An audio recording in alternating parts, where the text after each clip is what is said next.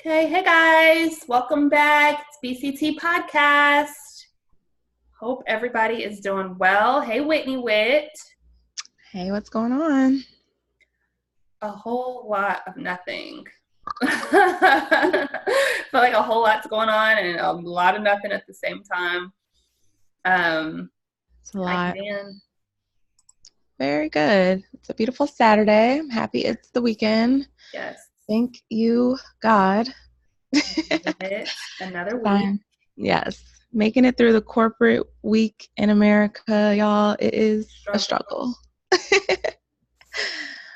Oh, especially as a Black woman. Oh, yeah, for sure. Speaking of that, I actually have something to say. Well, I guess I can hold off on it. But speaking about Black women, and I know this is kind of off topic, but I have a family member who she was pregnant, right? And she was pregnant with twins with her husband. And she got really, really sick during her pregnancy. And when I say sick, meaning like bedridden within the first 3 months of her pregnancy, like she's throwing up everything. She can't keep anything down, lost like 20 pounds, sick. So obviously she's lost the babies. Fast forward months later to now, I had recently saw her and we were talking about just, her thinking about trying to have a baby again and, what that's going to look like. And she's just like, I'm petrified. I'm terrified. She was like, however, I do feel a lot better because hindsight, I had a really fucked up doctor and it was a white male. And she remembers that, she remembers so many shitty different things that he said to her. But one of the things that stuck out to her was when she was laid up in the hospital and she was just sick, like literally at death's door. He was like, oh, you'll be okay. He was like, this is just one of the things you're going to deal with because you're pregnant. And he just walked out. And she's just like, and then that just brought me to think like, I know we've talked about this in previous podcasts about like Serena Williams making it apparent that like, Black women just, from whether it's their doctors, work, whatever, we're just known to be a species that, is supposed to endure all this pain and all this strength and all this da-da-da-da-da. So it just, when you said being a Black woman, I was thinking like, ooh. Girl, that is crazy you brought that up. Like, that is insane you brought that up. Because I never knew anybody personally that's had a really messed up experience with their doctor per se. So, and then, I hate to say it's color, but I mean, it's hard not to feel that way because, it's kind of like, well, it could be just he's a man and he doesn't really know. But she was like, I have a white woman doctor. And she was like, she's way nicer. She knows my body. She's this, but she also doesn't say X, Y, Z to me. Like he was saying things that were like, he wouldn't even be there. She was like, he was never present, never present. So I was just like, gosh. Yeah, it's so crazy that you brought that up because just this morning I read an article with Tatiana Ali and she was talking about her experience because she was highlighted in Essence. She just had her second baby, but her first baby, she wanted to have a natural birth and she went to the hospital. And she went to the hospital with her midwife and they kind of told her like, basically if you go into the hospital, they're going to push for their practices, their procedures, and they're going to like, it's not going to be that experience that you're trying to get having a natural birth. And so basically the first doctor, like she had a horrible experience. She said the man that she was with, the doctor, the white man, they were just pushing her from places to places. They said that her pelvic was a pelvic of a man, like she had a pelvic like a man, so she was going to have a hard time delivering the baby. They said they was just very insensitive. They ended up actually getting the head out of her baby, and then they did a maneuver where they pushed the baby's head back into her. And then she had a cesarean. So it was like, it was traumatic. And, they made her get an epidural and it was pointless because she had to get the cesarean. And it was just like, it was just horrific experience. And she talks about them like the doctor dug his elbow into her belly. And she said she could just feel like no one cared in that room about like her and her child. And girl, I don't know. It's things you really have to be careful with the hospitals you go to and the doctors, because your life is literally in these people's hands. And sometimes it's not about what's best for your body and what's happening. Sometimes it's about they have 12, 18 hours on this shift, and it's going to be quicker for them to do this cesarean than to let your body go through what it's going through. So it's like, I'm not saying that's all the time. I'm no doctor, so don't take my advice. But just from my perspective, I just feel like there's other things affecting a doctor's decision sometimes, and it's not always with your baby or yourself in mind. And unfortunately, there's a lot of racist people out there who, like you said, they think Black women can endure more or do this. Oh, let's try this technique. Let's do that. And not really consult with them in the proper way that they would somebody else. Right. So it's I don't know. out here. Yeah. It was a great read though, so y'all check out that article in Essence. She just had her second baby, and she decided to have a natural birth with a doula and a midwife, and she did it in a natural birthing center. So congrats to her.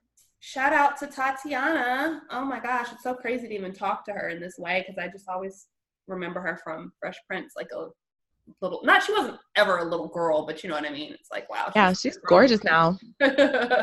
She was always gorgeous, but her maternity pictures are gorgeous. I was like, oh, wow. Look at them. Okay.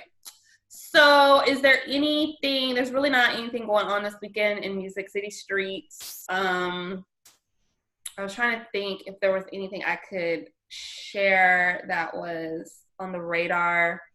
There's really not a whole lot going on this weekend, if I'm honest.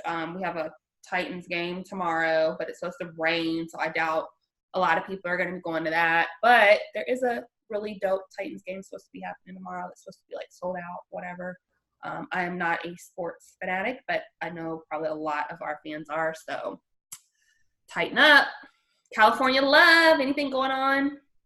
California love. Definitely repping my West Side look right now. But you got the red and the blue. Girl.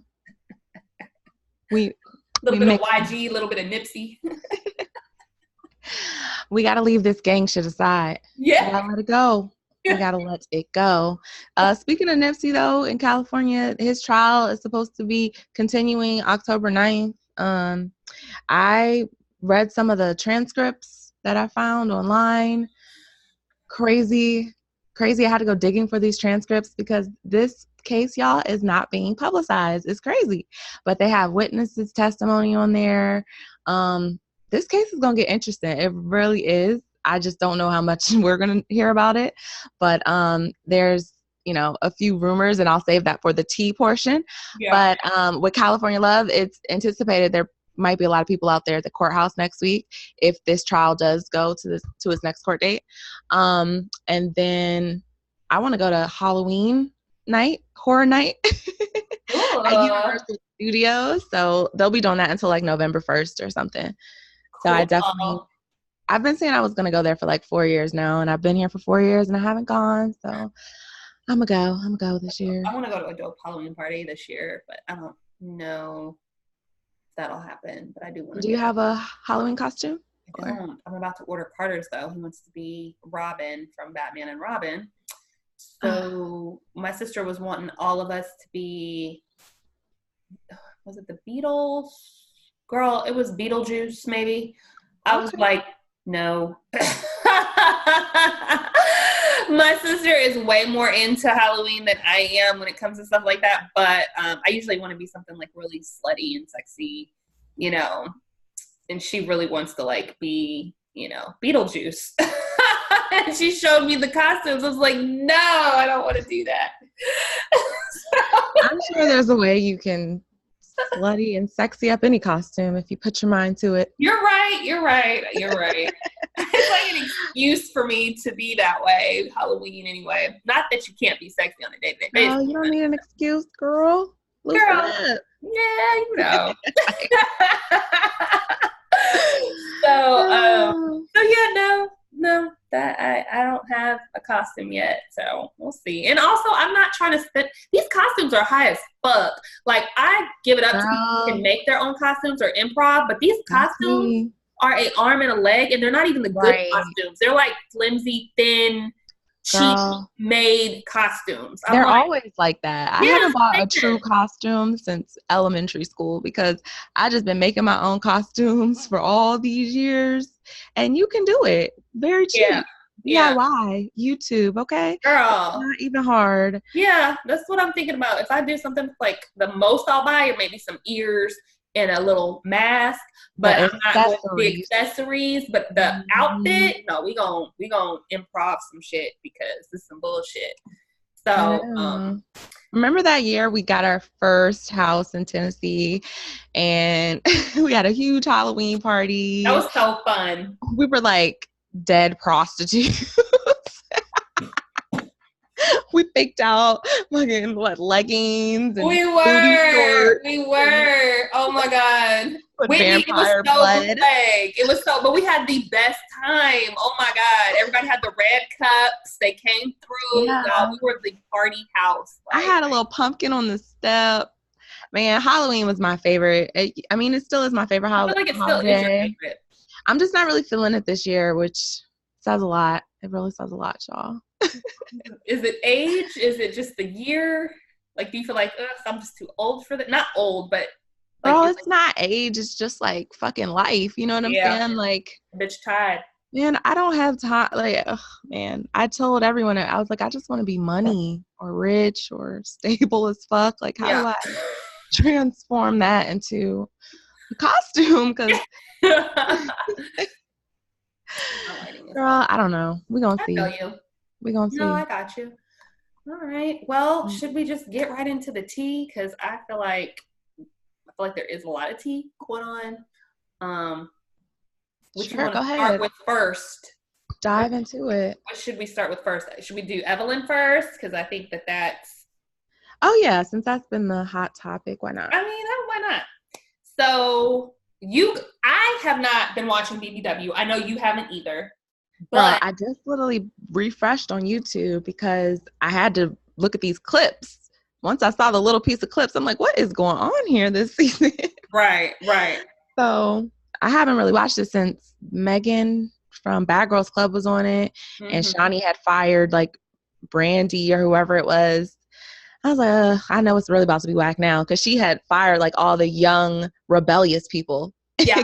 All the older people who are on her team or on her, up her ass. Everyone that doesn't like Shani, she gets rid of. And so I stopped watching it. That was like 4 years ago.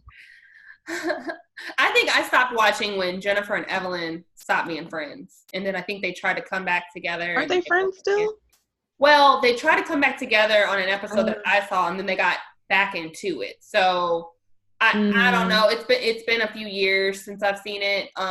But this season, if you want to set it up, because it's just hearsay for me. Like, I saw the headlines and all that stuff, but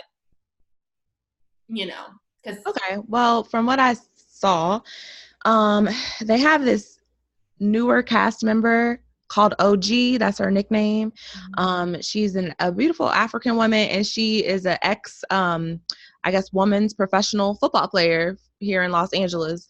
And so she knows a lot of male athletes, whatever. So her little tagline was, I'm your favorite athlete's favorite athlete, or something like that. And all of this started because Evelyn and this girl have some type of beef regarding some family drama of one of their friends. It's really irrelevant how it started, but the main situation here and why everyone is getting up in arms about it is because OG called Evelyn out on wanting to be Black or acting like she's Black, saying the Nword whenever she feels like it. And OG's like, you're not Black, you know what I'm saying? And the ladies of Basketball Wives tried to really, from what I've been seeing in the clips, they've been attacking this African woman's character, like basically saying she's very aggressive, saying like talking comments about her body, saying she's dirty, stuff like that. And it makes you wonder, because she is like the darkest castmate, has been in years since, I guess, Jennifer, but even that, this woman is purely African, proud African. And the comments that are being made are questionable, because OG's like, well, how am I so aggressive when I haven't thrown a drink? I haven't, jumps across the table.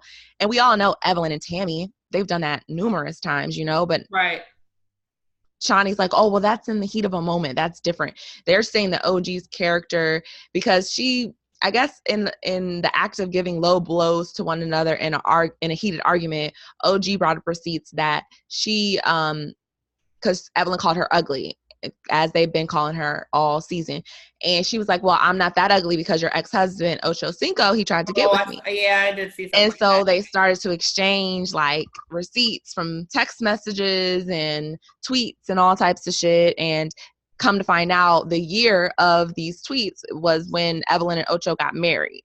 So it really set Evelyn off. And that's why she's like, you'll see her in clips, like she was dancing and she started like slapping her vagina and was like, this is the best pussy your nigga ever gonna want this pussy. And that's when OG was like, you can sit up here with your cornrows and you can sit up here and say nigga this, nigga that all day, but at the end of the day, you're not black. Like, you're not black. There's receipts that shows you're not black. And this has just set a whole whirlwind, because people are like, yeah, Evelyn's been saying, the N-word for 10 years, and now she's finally getting called out about it. Not because publicly. Not she has not just now been called out about it. Yeah, 10 years. Well, shoot, how long? I mean, it's been. Girl, it was at my graduation. So dinner. That was what, 2012, 11. So 2011. Almost 9 years ago. I was watching BBW, Basketball Wives, and same set scenario. I was just the viewer. Evelyn was talking to Chad Ochocinco at the time, and she said, she was just like, hey, nigga, shut up, nigga. You don't know what nigga, bye.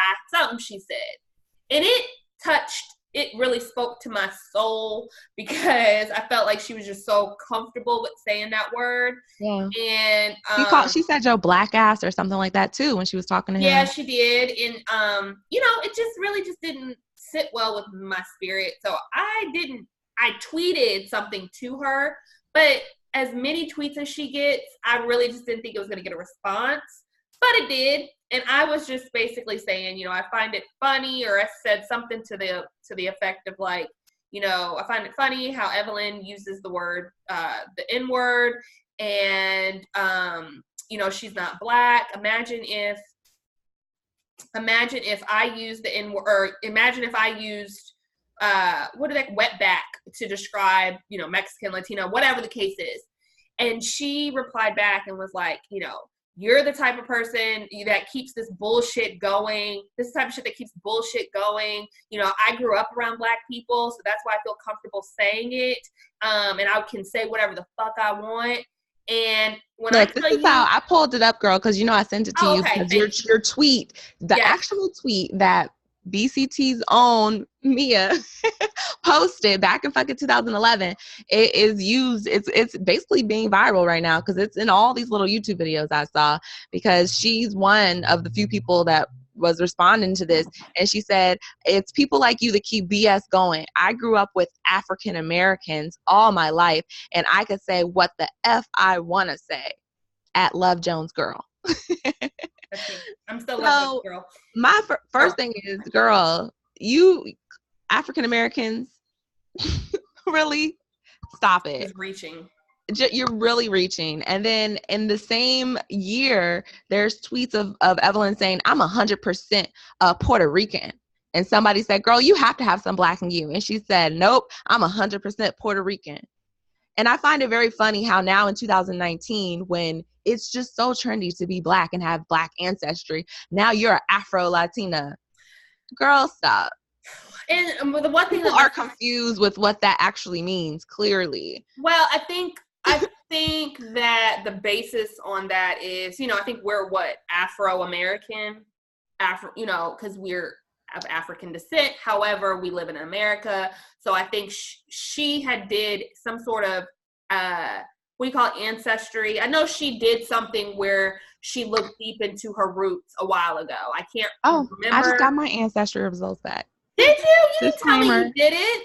Disclaimer. I told you I did it for a TV show. And I was like, girl, you should get yours done, because I'm getting mine done for free. Did you? I will reveal them later. I did get the results. I was gonna make a video and post them on YouTube, so check out for that, y'all. But I will reveal them later in this podcast. But it's funny because my thing is having a mixture, and we all have a mixture. White people right now have 7% African, they don't know it, and we got 10% white. We don't, that doesn't matter. The thing about it is being a true Afro-Latina is like Liera Negra, like Black people who literally settled in a Spanish-speaking country. It doesn't mean that through your bloodline you have a slight mix of African blood. We all fucking do at the end of the day. But the thing about it, you can't say you're Afro-Latina if you didn't grow up in an Afro-Latina community. You claim to be Puerto Rican. Your parents are light-skinned white Puerto Ricans. Like, I saw both her parents. Like, you grew up in Puerto Rican. You're not Afro-Latina. But the tweet that she referenced to me 9 years ago, she's like, I grew up all around all Black people. So that's why I'm comfortable. That's why I feel like I can say it or something like that. So no, and even people like that don't even say it like that. Like, why are you so pressed to say it? Just because now you hang out with Black people and have Black boyfriends or husbands, it's like y'all give them, Black males for the most part, I feel like give these non-Black women juice, the battery juice, to really jump into a heritage, a culture that's theirs. Yeah. Because you're getting dicked down by Black dick, now you have inherited the Black culture. Bitch, I don't even want to say nigga. Everyone in my household says nigga. Their parents say nigga. Like, I don't want to, like, I don't even want to say it. You feel me? It's just what I grew up with. Right. And it's something I'm trying to stop saying as much, as well as other things. But it's like the fact they want to adopt this shit and now everyone's Afro this, Afro that. Like, no, you said in 2011 that you're 100% Puerto Rican. So stand by that. Fuck. Yeah. No, I mean, you're right. Yeah, you're right. I hopefully this just gets a conversation going about that. And, at this point, I feel like no one even really, I feel like people care that those who are not Black say the N-word, but I feel like now that we've kind of moved from how we used to be, where that was really a conversation, but like more and more people are just kind of like, whatever.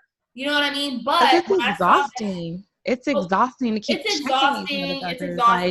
And then the conversations there's never a real, everybody feels justified in what they're saying on opposing sides. Everyone feels differently. Everybody feels different. They grew up around Black people. Yeah, well, you guys say it to each other. So if you don't want us saying it, why do you say it? It's just like all this back and forth. Yeah. And it's just like, you know what? It just really irritates me because like it's now just trendy. And that's the part that really irritates me, because just because it's trendy now, it don't mean they're going to be claiming this 10 years from now or 25 years from now. Because when I grew up, I recall various fights when the first thing a Spanish girl would say when fighting a Black girl is, you Black nappy-headed bitch. Okay? And clearly this Spanish girl had some Black ancestry down the line, but she didn't identify with Black culture or being a Black girl. She knew she was Spanish, and you're Black. And the first thing they say when they try to hit a low blow, like the first thing Evelyn said to OG, you dirty bitch, you know what I'm saying? Shake your dirty ass. It's just like, why is she dirty? Because I ain't never heard you call nobody else dirty like that. It's come on, you know what I'm saying? To me, it's blatantly obvious. And the fact Shani condones this behavior and chimes in, and she's supposed to be the mature one, the CEO producer, it's disgusting. Yeah. And now she's getting backlash because people are all in her comments calling her a colorist and going off on her. And that's what you get. That's what you get, because you want to act so high and mighty, but then you condone this bullshit, and everyone's acting oblivious to the fact that she's blatantly being discriminated against, in my opinion. Right. But nobody cares about what a dark-skinned Black woman feels like, or what they have to go through, or why they have to act so hard. Like, yeah, she has to come off hard, like she'll kill y'all, because y'all have been coming for her from day one. About she's ugly, about she's this and that. Like, for what? Yeah, totally. No, I get it. I totally get it. So, to be continued on that, because I just was like, I read that headline and I said, oh, this is familiar. Because, I addressed it, but I got backlash from her fans saying, this is why your black men date us Latinas and white women, and it was like, and then you had some people that were on my side that were like, yeah, that is true. No, bitch, because you hang around black people, that does not give you the right to say the word. And so you had people taking up for me, and you had people that were like, it was just shocking that I would have people saying, like, instead of, well, she has the right to say it, it was like, see, this is why your men like us. It's just like as if it's like one up of us. Like, I don't know. It just didn't sit well with me. Always. And they don't feel right. They don't feel bad saying that because they know that's how they feel. Yeah. These dudes have confided in them and they feel like they got something to hold over superior black women. Yeah. Wow. It's sickening. It's sickening. It is. But yeah, most of the tea this week is sickening. Yes, I will agree with you there. The next big thing on my list is the whole Bothem John case with Amber Geiger. Okay, both their names are pretty challenging to say. How that has been displayed in the media, how that court case went, it's like I'm in the twilight zone. Yeah. I don't know what's going on. Yeah. It's ridiculous. It is ridiculous. And it looks like I've never seen anything like that. It's really sad though to me too. I thought to myself, like, wow, like, yes, we should be somewhat, excited is definitely not the word that I want to use, but you do feel like some sort, at first it's like, oh wow, yes, she was found guilty, right? And then everybody was like, well, put a plug in that because we don't know what she was sentenced. So there was like there was like a day or two where, people didn't know what the sentencing was going to be. Some people don't know what we're talking about, maybe. Let's refresh. So yeah, you're right. Okay, yeah. So this case happened last year. Yeah. Maybe 2 years ago. A black male, he was in his own home sleeping, and apparently his neighbor, who just so happens to be a police officer, mistook his house for hers, walked in, became startled, and shot him dead in his sleep. And the trial went on. She was found guilty, and amongst her being found guilty, the judge and everyone associated with the case, including the victim's family, found her to be, I guess, very truthful in it being a complete accident, I suppose. I don't know. Because they're just saying they wanted to forgive her. They want everyone to forgive her. They want her to have the best life ever. They don't even want her to go to jail. He asked the judge, the victim's brother asked the judge, could he hug her? They had a long, drawn-out hug, and the murderer began crying. And then the judge proceeds to walk over to the convicted murderer and hand her a Bible, starts to hug her. Very disturbing. Yeah. And then we got the bailiff, a black woman sheriff, starts to caress the lady's hair for a good 60 seconds. I'm like, what the hell is going on here? I don't know if this lady was writing checks. I don't know what was going on. That shit was strange. That was some crazy shit.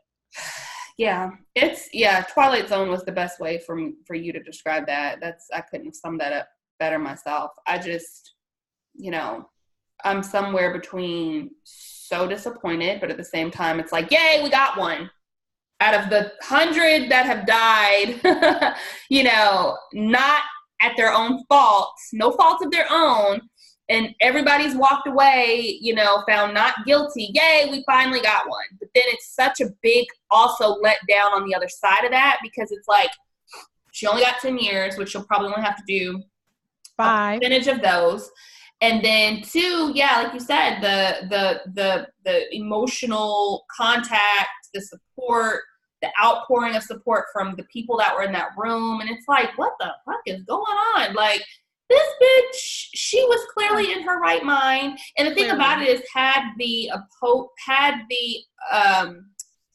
prosecutors, had they not packaged that that story up against her in the way that it was like they had to prove a lot of shit. Like they had to say you had racial that whole day you were in your right mind. You were making decisions in your right mind. Yes, you did work a 13-hour day, but even after, you were still making plans in your right mind to be with your boyfriend or the person who you're fucking. You were horny. Like you were still in your right mind. Like it's scary to think though that had that prosecutor not been able to really convey and to prove, you know, the opposite of this just being some sort of accident or whatever she wants to say, or whatever whatever people are saying, she really could have walked away not guilty. Mm-hmm.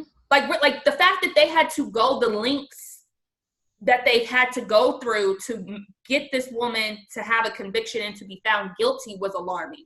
Because even the phone call that I heard, or some clips of the phone call, it was like she never said, you know, oh my God, like this was, she basically was like, oh my God, I shot a man. I'm gonna get fired. House. It's the wrong house. You know, she said I'm gonna get fired. She said, yeah. oh my God, I'm gonna get fired. Like, yeah, like why aren't you hysterically crying because you just accidentally killed someone on your own dumbness? Like, what? Yes. I'm just so confused. If you look at the pictures, all the evidence, like, come on. My thing is the fact that y'all really believe the fact that she accidentally, this is the most unbelievable story I've ever heard in my life. And y'all seriously expect me to believe this woman thought that this house was her house. I looked at the apartment layouts. I looked at the pictures. The houses look completely different. She had an island in the middle of her fucking door. As soon as you open the door, he had an empty area, an empty space. Her house was spick and span clean. He had clothes and shoes and shit everywhere. He was Caribbean. She was a white middle-aged woman. You tell me their houses don't smell different? Like, get out of here. As soon as you open the door, you're even if you was out of your fucking mind, as soon as you open that door, the door's not even gonna open the same, girl. Like, stop it. Don't play with me. Y'all been in that place for a long ass time. And then there was racist comments that have been found in her fucking text messages. So it's like, did you not have some type of racial beef? The hallways don't even look the same. He has completely different stuff outside of the door. On top of that, if I walked in and somebody's in my apartment, I don't care if I am a police officer. Why is your first reaction to shoot instead of you leave, retreat, go? And also, like what? This was an apartment or like a high-rise loft, whatever. So what I heard was that too was his apartment was unlocked, you know, because he forgot to lock it. And my thing was like, how could she be knocking on an apartment that she knew was not hers, and then someone opened it, they were like, no, it was already unlocked, which I get, because, you know, some hotels you may like walk away and it kind of does like a slow or slight close. So the fact that this was kind of like the perfect storm, like you just happen to walk in and it's just easily accessible, like you didn't even need a key, you didn't need, you know, like it just, like you said, it's really weird. I was born last night. And everybody else was born last night. Okay. Yeah. Okay. It's just too many red areas. There's really no gray. It really is black and white. Black or white. So again, for me, it's just all baffling. One, the way that they were trying to spin it, and then two, the conviction, and then three, the outpouring of support. Like, I'm sorry, like. And I just want to know, to that damn judge, I'm sure, I am positive you have prosecuted dozens of young Black people. And I just want to know, do you ever walk over there and hug them when you give these 19-year-old kids 45 years for selling dope, despite they grow up in poverty? That's really their only fucking way out. Do you ever give them a caring, loving hug of Jesus? I just want to know, because if you don't, you need to go. And I'm glad they called her out. And some people are questioning her, I guess, licensing, whatever, because as a judge, you are supposed to be impartial. You're the judge. You really don't have a say in this either way. It's a bad message. And if you are going to go out on a limb and put your licenses on fucking risk, I would hope it wouldn't be for this woman. Right. A person who clearly shot this man intentionally and didn't give a fuck. Right. This man was sleeping in his own home. Sleep. And still people are just, oh my God, it's just a black man. Oh, let's just forgive him. We lose black men all the time. Like, y'all just don't give a fuck. In his own family, I'm sorry. Yes, I believe in forgiveness. Yes, I understand the Bible. I understand Christianity. I understand God and forgiveness and all that. But if y'all continue to sit up here and be docile and continue to sit up here and take this horrific treatment that's happening over and over and over again, and everyone's oh so forgiving, what's ever going to make them stop? Right. What is ever going to make them stop? You're right. That's what I want to know. It's just going to continue. It's just going to continue. That's all. Because I don't see anyone talking about God and understanding and forgiveness when it's black on black crime, when it's gang violence, when it's no one cares. Then they're animals. Send them away. But it's forgiveness in Jesus Christ when little old Miss White Lady who just so happened to stumble upon a house that wasn't hers, and in her fright she had to shoot this guy because he was asleep. Stop it. I'm done with everyone.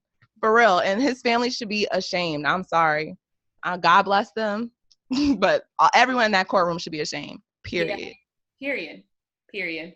No, I'm with you, girl. That's why that was my black coffee, no sugar, no cream, because I'm like, totally, it's just totally inappropriate on all this, And like I said, I hate that it had to be, yay, we got one, but it's like, God, we still didn't. I mean, we did, but we didn't. But I am glad that they found her or labeled her as like a murderer instead of, homicide or some bullshit, man, whatever it is. Like, no, bitch, you are a killer. You're a murderer. It don't matter. They probably still done finagle some shit. She's still gonna get her pension. She probably gonna still get all that shit she got from the police department, her funds. And then because the family's forgiving, she's definitely gonna get pardoned and paroled. Like when she goes in front of the parolee, they're gonna say, "Oh, the family forgave you." The judge, right. All that's gonna help her get off. She may do 5 years. Watch. Watch. It's a joke. It's a real joke. Black lives are a joke. Black lives do not matter. And if y'all didn't need no proof, that was all the proof you needed, because they don't even matter to black people. Like, black lives don't even matter to your own people right now. Yeah. Sick if y'all don't see what's happening. Yeah. Wow. Sad. Sad day in this world. It really is. Sad. So, man. Did you see where this is kind of like, this is going from something really heavy to something kind of light and airy? I know. I always get doing deep. That. I kind of want to. I know. Mia gets afraid of the deepness, y'all. I be going in and Mia's like, oh God. Oh, no, I do like deep. No, I feel like I am deep. I can be deep. No, it's funny. It just takes over me. I know. Because, you're very passionate about stuff. And I feel like I am too. I really do too. But, yeah, I mean, girl. Diddy. So what it is, girl? Diddy's phone number, girl. Did you see that bullshit? Oh yeah, it was fake. Text me. Did you do it? No, I sent it to my friend because I know she would have did it, and she did it. She said, "Girl, it's fake. They want you to sign up for something." I was trying to read the comment, and it was half and half. Some people were like, "Oh, it's fake," and then some people were like, "No, that's his number. That's his number." So I didn't do it because I was like, "Well, I saw him. I thought it was real because I saw him, and it said he commented back to somebody and was like, I'm trying to answer as many as I can. Yeah, so it's like, I was like, oh, okay. I was like, I don't want to talk to Diddy.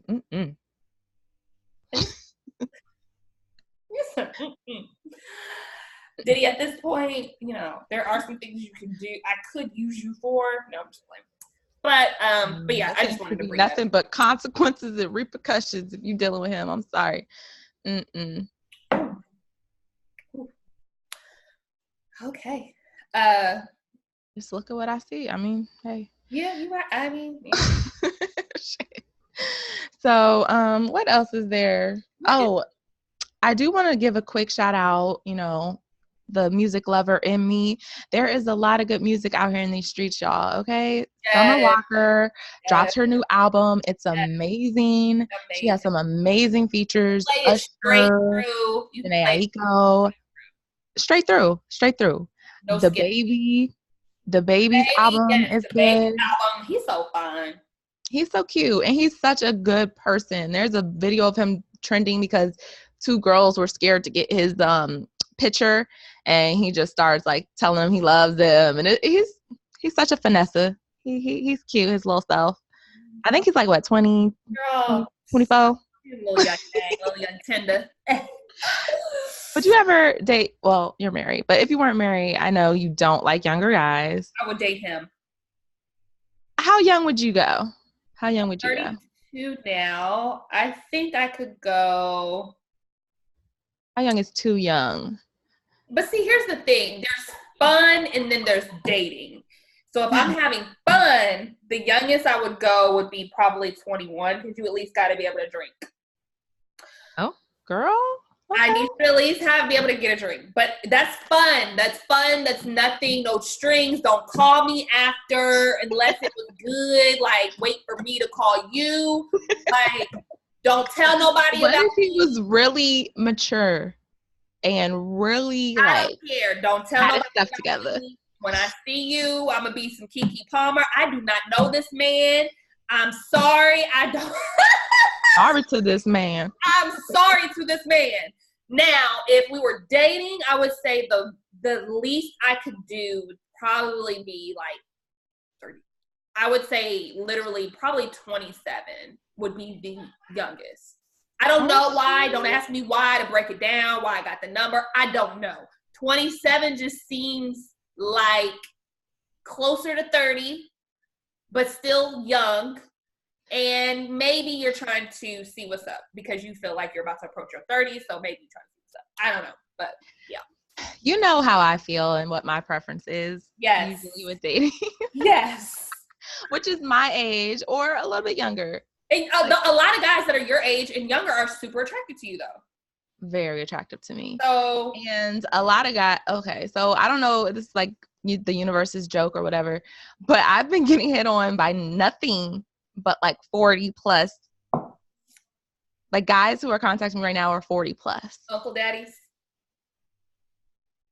I call them Uncle Daddies. I mean, oh God, I just don't know how I feel about it because it's like I should expand my boundaries. You should. Because let me tell you. That would be so crazy if I got with an older guy because you know how I feel about that. That's just so funny. I would be like, oh my God. Because like you were so the opposite. And and not because obviously that's just what you like, but like I said, you get a lot of guys that are younger or your age that just, naturally just come and talk to you. For me, I get younger guys my age, but I'm more attracted to older men naturally. Right. I like them older.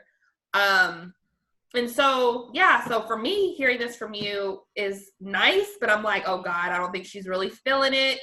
But are you open to it? I mean, I'm supposed to be seeing. Hey. We'll see. I'm about to say too much now. Ashley is here. She just got here. Do you want to come say hi to our fans? Oh my God. Yes, Ashley. Who did you say yes, Ashley? No. Carter. Is that Carter? Get out. Hi, baby. You got to get out, though. You got to get out. Is that Reese? This is edit. Thank you. Oh, this is about, yes, Ashley. Girl. Give me a chair. You got a chair right there? Hi. Oh, wait. We need to bring up that chair. Hi, this is the viewers. So everybody that watches our YouTube will be seeing you. Hi, this is my friend Ashley. We have all. Ashley, do you want to talk with us today? What? Everything, any and everything. We only got like what, a little bit left. We could just we just have the listener letters. She can chime in on the listener letters and stuff. Get a chair. Let me get you a chair real quick. Mm-hmm. Hold on. Hi, Dr. Whitney. Hi, girl. Hey, how you doing? Good. I've been blowing in the wind. You look good.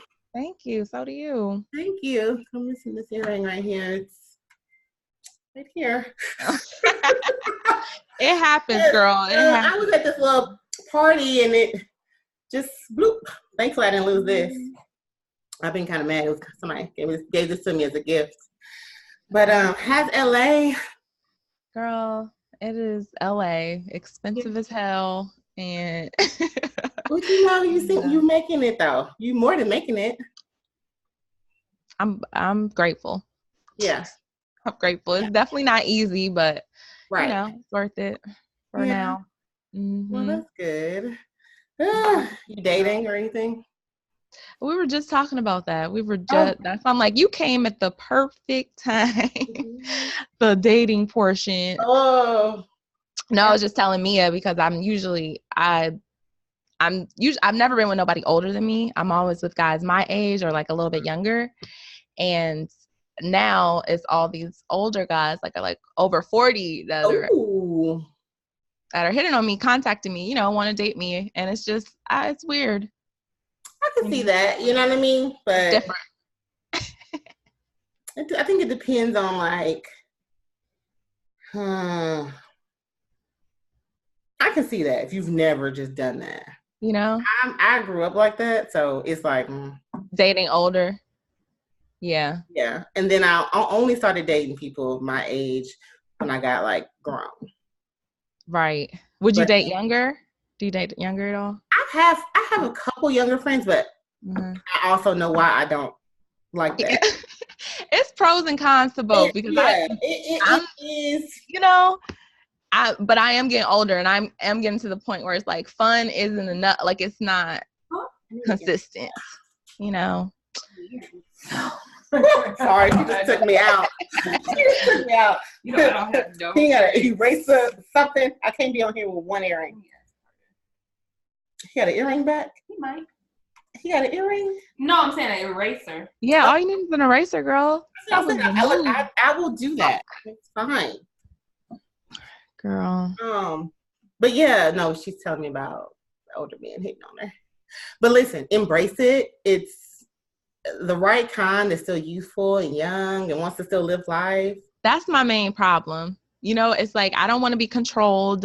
I don't want to be controlled in the wrong way, like teaching me anything like you my daddy. Like I don't want that. But I mean, that's the part about life though. I mean, like I think you look at it like that because he's older than you, but but anybody you want to learn from. That's true. That's true. Open to learning. I get where you're coming from, but I think you're just putting it because he's, they're older and it's coming from that perspective. But like, I still want to be able to, I want you to be, if you're from dating you and you're older, I still want someone that's still malleable that I can still teach something to, Exactly. And my fear with older men is that, you can't teach an old dog new tricks or whatever they say. Like people just stuck in their ways once you get a certain age. You're not trying to do nothing out the box or fun or spontaneous. And it's like, I love that. So yeah, that's true. We'll see. Well, I mean, have you connected with any of them already or? Yeah, I'm supposed to go out with one or two. What are you doing then? She said one or two. This weekend, but we'll see. That's good. We'll see, girl. Yeah, I mean, if they're the kind that's like trying to set it out and just enjoy, hopefully it's an enjoyable experience. Because I mean, I've dated older and money, and it doesn't always mean like better either. But they can still be dogs. I mean, I've dated one. I mean, he had access to everything, and he was just worse than some of the young ones that didn't have shit. Yeah. Yeah. So, it just depends, but hopefully you get somebody with the alchemy is just right. Girl, let's pray on it. Yeah. Love life. What happened? Oh, I'm frozen. Am I frozen? Oh, there it is. No, it just it blacked out. Girl, it's going. I just connected with a friend today that I've been friends with for probably like 5 years. Okay. I really like him. He just don't think I like him. Why? He doesn't believe that I like him. And he's like a guy. He's not like super fine. He's not like a lot of my other guys. But on paper, he is, meaning like he's such a boss. Own businesses. He has a trucking company. Okay. But he gets like really big contracts and he has his people that work for him and all that stuff. But he's just never around He's here in Nashville, but he's always. Is it long distance? Down, no money. It's long distance, or he traveling or something? Here, but he's long. Basically, he's long distance because he's never here. I mean, he's here, but he's like gone back and forth. It's not like how like somebody's working for some. Like, say if he was a trucker that was working for somebody, it'd be different. But he's got to, he does his own thing, so he does whatever. He might go to Florida. He might go to, but he's not nothing down either. Does he have any kids? Yeah, he does. Oh, okay. Are they grown? They must be grown because he ain't got a. I don't know. Money does a lot, though. You ain't got no RSP. Oh, that's true. Yeah, just in the check. Money does a lot. Like, I mean, that check. Girl, make sure that check is clear, and we good. And so, me, honestly, with all I got going on with work, school, and being a parent, I'm not really needing a lot of your time anyway. I just need a little bit more communication. That's really it. Because, I mean, I really am fine with a busy man. I really am. Right. Because you're getting money, but got to fit you. It's all about priorities. And I think, like, I don't know, something's happened in his life where he's not been able to trust the woman with what he does. And I get that, how anybody's attention span, if I was gone all the time, your attention span would. Out of sight, out of mind. Yeah. You know what I'm saying? See? Yeah. So, me have a secret. But yeah. So I mean, I'm just dating. It's other people, but that was today. Yeah. Yeah. Oh, the single life. Gotta love it. It's beautiful though. It's beautiful. Sorry. Yeah. You good? I'm not. It is like about it because I like it. I love it actually. I love it too, girl. It's like living an episode of Sex and the City. Yes. It's living real life Sex and the City. It is. I've slowed down just so much though. The stories. Sometimes I don't even know what the fuck I'm doing or who I am now because I've slowed down so much from what I used to do. Yeah. Yeah. You focused. You're in school, you said, right? Yeah. Well, I think you get older, you just want more. You want more. You be like, I'm childish for just still. But you know what? Have you listened to that Summer Walker album? Yes, we were just talking about that. Okay, so she had that song on there called "Just Might Be." Yes. Okay, yes. I'm like, that. I might just be that. I may not be. I just might be a hoe. Like I may not. Just might be a hoe because she's done with the love shit. I just might be because I might not fit into those stereotypical roles that are just set out there for me. I mean, I'm a little bit of all that. Okay. Every time I do that, I see that that's my fault. Because it's this connection. Okay, I can't do that. I be talking. Did we black out? Did we black out a second ago, or were you saying? Just for like a split second. I think it's fine. Okay. Yeah. All right. Well, let's go ahead and just get back into it. Or maybe you can snag, if you want to snag whatever it was y'all were talking about and put in there. Yeah, definitely. We was just talking about, I was just catching Ashley up on the dating thing and keep my horizons open. So this was a question that was just asked by Whitney. What's the youngest that you would go dating wise? And I answered it based on 2 parts. Oh yeah. Okay. So I answered it. The youngest I would go for fun. And then the youngest I would go for like dating. Okay. Ooh. The youngest I go for fun. I'd answer it that way? Yeah. Well, whatever. Yeah. I think less than 25. Fun? For fun. So like maybe 23, not right 21, but 23 to 26, 20, latest, the youngest I would date. The date. Let's see. Maybe, I think I still stick with 25, even though I think that's too young. But I really feel like 28 in my head is a good number. Okay. 28 is a good number. 28 would be, Did you answer the question, Whitney? No, girl, I just asked. Okay, so it's like, so what about you, Whitney? Yeah, like what about what? I'm asking the questions, okay? Guys, anyway, and her age. So, but what would be too young for you? What did you say? Well, I didn't hear what you just said though about my age. I'm saying that you like younger guys anyway, naturally, and or your age. So I'm saying, what would be too young for you? Just too young.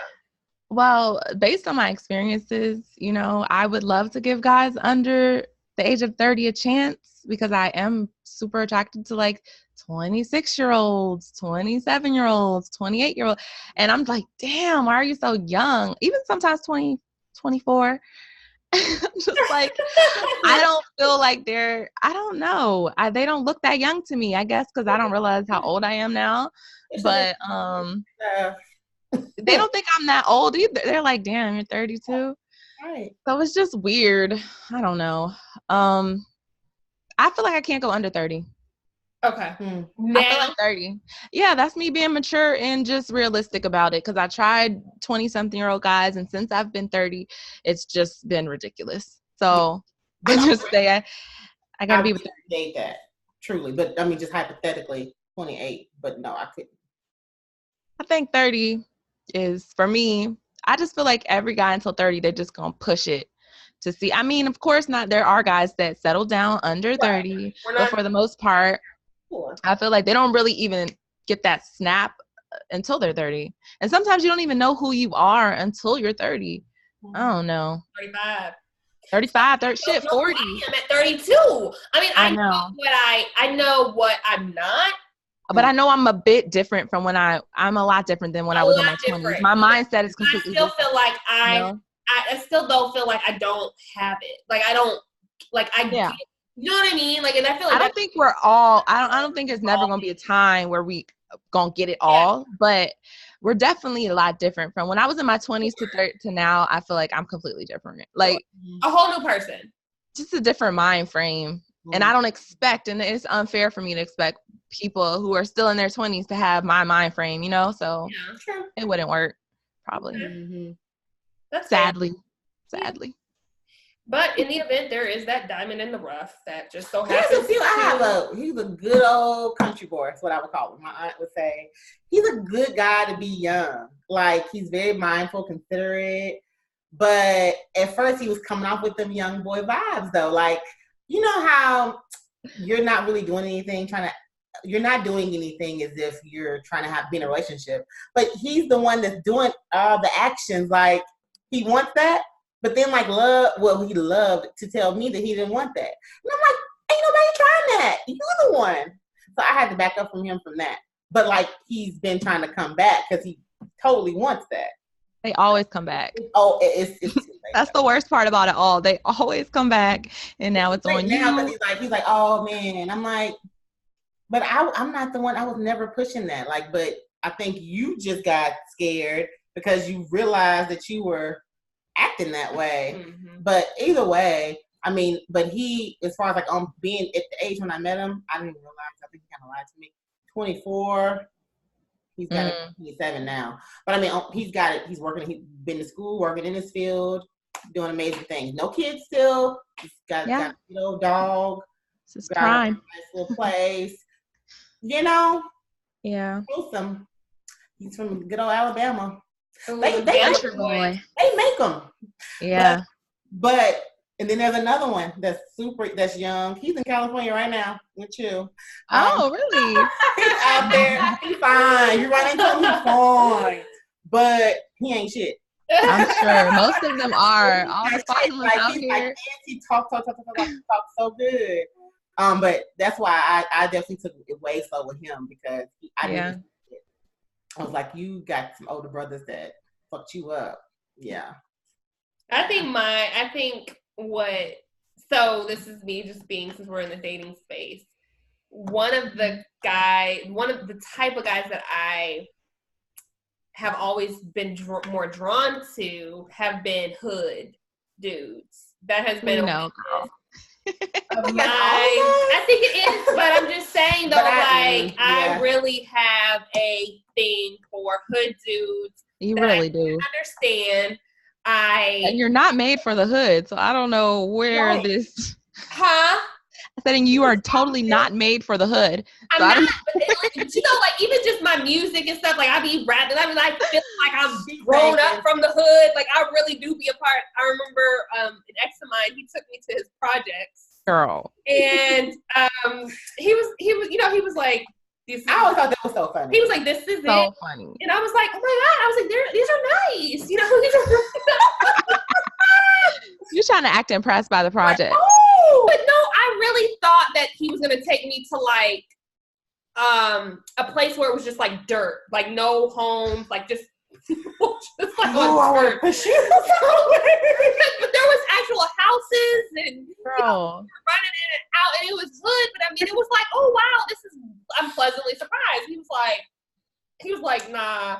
And I even told him one day, I was like, yeah, we're gonna go. Me and my girlfriend, we're gonna go to the park. I don't know if it was you or somebody else. Like, we're gonna go to the park. He was like, nah. He said, that's not the type of park you want to go to in the daytime either. He was like, period. Not that type of park. We do not want to go to that park in the daytime either. Girl. So I was like, okay, you know, I don't know. So young guys, older guys, mid-grade guys, hood guys. Yeah. You know, yeah. They all in the mix. That's your type. And look, I mean, I don't think you settled with the hood guy, so. Good old business plan. You know, I like them like that. Yeah. Yeah. And look who you settled down with, not the hood guy. No, opposite. True. So, but you know what? I really, me now, I know that like, I could not be with a hood guy, like straight hood. Like you can be like a corporate, you can be like a corporate thug, like you got that in you, but you know how to tone it down and move within that. But if you just like hood all over, just mentality, you know, because a lot of hood dudes are super smart. Yeah. They're super smart. They got that common sense, resourceful. You know, when I was with my ex, he used to be like, you know, you streets. I mean, he was like, you book smart. He was like, but you don't have no common sense. He's like, come on, girl. Green. And just green, you know. And so I'm like, that so many times. He'd be like, somebody would be like, you know, go across the street, you ain't gonna look both ways. You know, shit like that. And I'm thinking like, no, but I just used to think he was so smart. And hood dudes really are smart. So I hate to say that because there's I don't want to stereotype. Sure. Yeah. I hate to stereotype people too. Yeah. Mm-hmm. Yeah. Girl, yeah. Some hood dumb dudes, I guess. But for sure. Yeah. Hell yeah. If you have it's just a lot of dudes who ain't shit have the best type too. Because they are fucking for their life. You ain't shit. They are fucking you ain't shit. for their life. Do you understand? Baby boy. Jody, my Jody. Fucking for their life. Okay? I don't know. Can I cuss? Mm-hmm. All right. I mean, I know, we're but unfiltered. Yeah, but yeah, fucking for their life, literally. I mean, Jody, my Jody. Y'all got a Jody or 2 or 3. Hopefully, there's just one slot. I always think that's my thing. Yeah, it's like I had one slot for a broke dude. I had one slot for I don't have too many. I don't rotate slots. They just got one slot. It's done. I can't date you.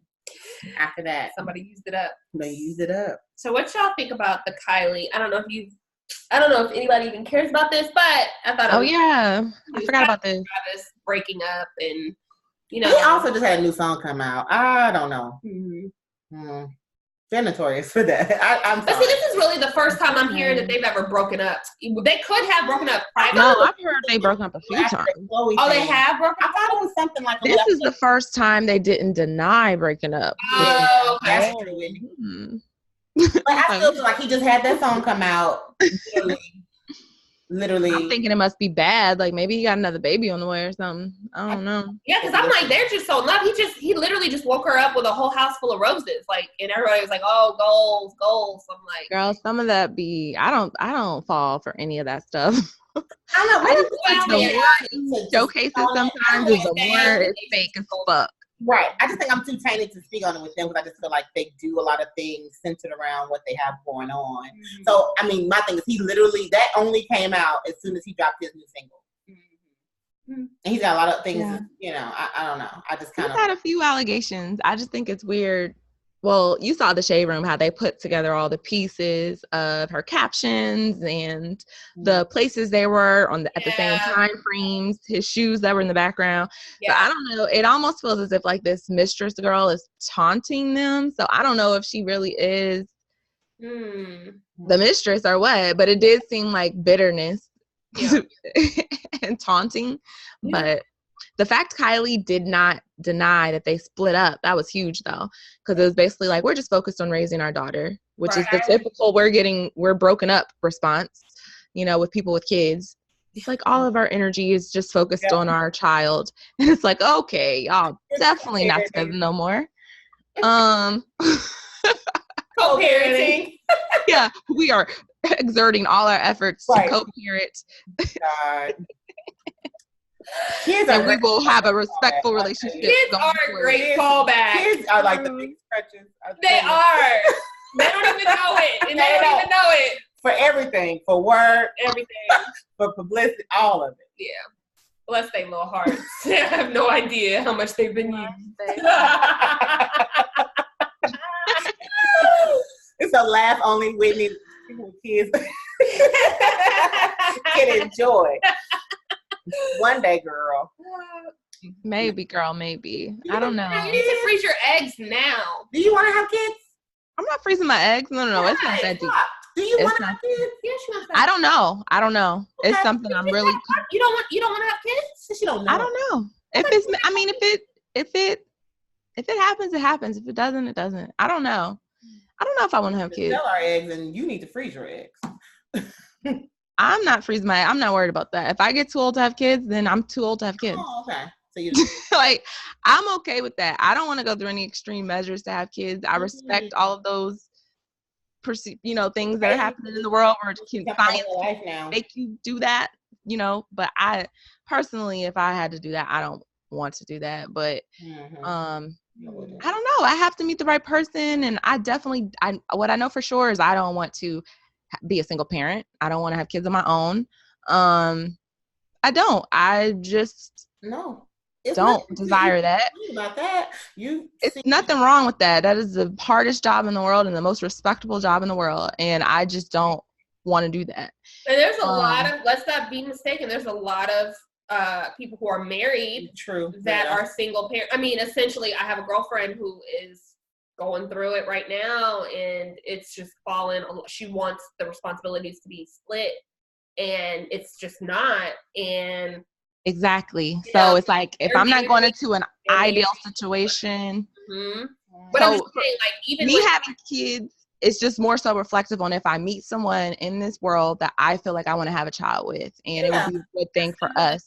Yeah. Because I don't want to have kids just to have kids. You know what I'm saying? Like, oh, I have to check it off to have kids because I need to have kids. Like, I want to have a meaningful relationship and intentionally bring a life into this world in the best, most lovingly way. And if I can't do it like that, and if it's not going to be authentic, and if I don't find anyone I feel comfortable enough to have kids with, then so be it. Then it's not meant for my life. I love kids. I love babies, but I'm not going to force it. I think that you would be just such a great mom because Thank you, girl. Yeah, no, like, seriously, like, you know how you just meet people who don't have kids, and you're like, you need to have a kid because you just would be such, like, that mom. That, I love kids. You know what I mean? Babies. You're just so, like, even with, like, you and other kids or Carter, you're like, Carter, you've got what do you mean you're not doing that? You've got to do that. Come on, like, come on, like, you just get it. Yeah. It's just, and I think that also plays a part. You have, like, a kid-like spirit, too. Like, you kind of, like, I've always said this, you're very free-flowing, go with the flow, with nature. You don't really bounce to anybody else's tune. And that's how kids are. They kind of just live until they realize, oh my God, I'm in reality. The blanket's been wiped from their eyes, the innocence. So yeah. I used to tell you all the time, I was like, kids, you're like, why are they just jumping? I was like, girl, they're new to this body. Yeah, like, they're trying to test this body out. You're like, I just got these legs.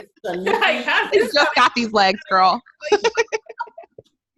I just relate with kids. I love kids. But it honestly is the most terrifying thing to think about having kids. It's just... let it be. I don't think I'd have another sleepful, restful, peaceful sleep if I had a child. It's just... really? This world is just crazy. It is crazy. I salute parents. Y'all are just amazing. We are. But we like, thanks. Listen. Cool, but you couldn't get me to do it again though. So. Really? No. She doesn't want anymore. I love where I am. I honestly, for me to even have one is, and I love kids. Yeah. Love them. It's like, not about that sometimes. I just don't have to have them again though. I do. I don't. Yeah. I have another friend like that. She has a baby. She's like, don't get me wrong. I love my baby. I love my baby. I love everything about my baby. But I don't know if I would have chose this for my life if I had known. Like, I just don't know if it's good for my life. I was just like, damn. But, you know, you learn. I'm doing it. Been doing it. But I don't have to do it again. Yeah. I used to think that I would want to do it again just to experience it in a different way. You know what I mean? But I'm good. It's so many other things to do. Like travel and, you know, all that kind of stuff, though. Yes. Mm-hmm. Girl, I remember when you had your baby. 420. For both our births. Right? Yeah. 420. 420. we had a 420 celebration. In college. It's very memorable. At the house. Then we're like, oh shit. I was like, oh shit, Ashley, we gotta go. Wrap this up. Wrap it up. Let's drive down to the hospital. My child already know we'll be going up on 420. It's okay. I love it. It's beautiful. Such a blessing. Such a blessing. So that's all the tea that I had for this week as far as the juice. But I don't know. Did you have anything else? Tea? No. Ashley, you got any other current events you heard about? I'll be telling you. She did. We may have already hit on it, but just in case we're not missing nothing this week, okay. Yeah. I haven't really been in it this week like I usually do. Yeah. We already talked about this, but how did you feel about the did you see the court case? That we did talk about that, but what are your thoughts? Yeah, just interesting. I didn't see a whole bunch of the trial, but I did go back and watch how I thought it was amazing how the prosecutor was able to put together the case that he did. I guess that's what Mia said. That's exactly what Mia said. Because I mean, just to go back to prove how all these things that she did right all day, and how she started making bad decisions later on. You know, I thought that was kind of it was a different angle, I guess, than someone else maybe. But I think if that was me, I would have kind of done that too, because it was very senseless. I mean, my thing is, you were thinking logically all day, even up until the point you pulled into your house. You know. Yeah. I don't know what happened, what conversation was had. That's what I don't know if we ever found that out. Why she had to pull over on the side of the road, you know, and talk to her partner or her lover, both, or whatever he was. And then she got disheveled after that, you know. Prior to the shooting. And at that point, and it just hit me so tough when the prosecutor was like, at this time, he was like, little does Bothem know he has 3 minutes and 49 seconds to live. Oh, that was so sad. That is crazy, you know? When you put it in perspective. Yeah, and like all these things that she's doing, you know? All the shit that she missed. And I'm just like, but then I just feel like we're still missing something. Do y'all feel like we're missing something? Yes, girl. You're going to have to go back and listen to the first half of the podcast, but I got in my feelings on this one. Do you feel like there was something there? Girl, it was not an accident. This is a deliberate murder. I don't know what he did to her. I don't know what grudge she had against him. I don't know what connection they have. But something is just not adding up with the whole thing. Something missing. It's something missing. So I'm glad that he was able to pull what he pulled out of that, but it was just something missing. Because my thing is, I see how a door like that, you know, we've all been in, it's like a fireman's door or something like that, you know, like even the hotel doors, how they just slam. Right. And there's been times where, you know, a door has not connected all the way. And this was a nice apartment. Was this like a nice? They sound like they make it seem like that, you know, pretty. It looks pretty nice from what I saw. Yeah. So with that being said, like I get how a door can miss and not, you know, click. But it was just so like just too perfect. Too perfect. Too perfect for everything. Like he just so happy. So you go to the wrong door. It's open. It wasn't locked. Yep. The hell? Yeah. You don't see this is your own They place. say he was eating ice cream. Girl. Just chilling. But the people say they heard him be like, what the fuck? You know, like, heard, I watched something this morning from a girl who put the video out after, you know, this happened and Amber was making her statements about, well, whatever happened.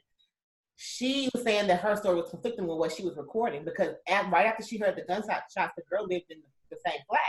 Well, she was recording from downstairs, like, so she could see her pacing, you know, so she wasn't even trying to save his life. She wasn't even, nothing. She didn't try to resuscitate him, anything. Nope. Literally nothing. And these are things that she's trying to do. So she said, oh my God, I messed up. So you knew it was an accident because you called it in as an accident. Right. But it was like, I just don't know what happened. And then I don't get why she shot to kill instead of just shooting. In a situation like that, when you have a gun, he was unarmed, you couldn't have just shot his leg. Shot his in the leg or the arm. Why does that? Or you couldn't have just left. And then them talk about how he got shot, like where he got shot. It was like somewhere in the nipple area, like right above or below his nipple, and it traveled from his heart all the way down to his lungs, all the way, you know, into like some area like between close to his back, some muscle area. But either way, I mean, it was fatal.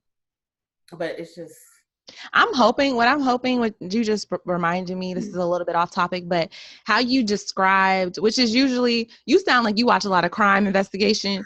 I do too. That mind anyway, but yeah. But the way you describe like the bullet and stuff and how particular it, you know, talked about how it traveled. I'm just now reading some of the Nipsey Hussle case transcripts, and I'm just hoping we will receive some of that information because that it's like those details that you describe and that are usually in every other case. It's like they're being hidden in this one. So I don't know. You just reminded me of that. Yeah, I would love to know more about that too, because that's still very bizarre. I feel like, you know, I get what they're saying with that about it being just, you know, somebody hating, but I feel like that was still a hit, you know. Definitely, especially being that he was from the same gang. And so the transcripts I got from the court website, they were on the LA Times website. And for some reason, these transcripts, they're not highly publicized. This case literally just happened like 3 or 4 weeks ago. And then the next court date is set for October 9th.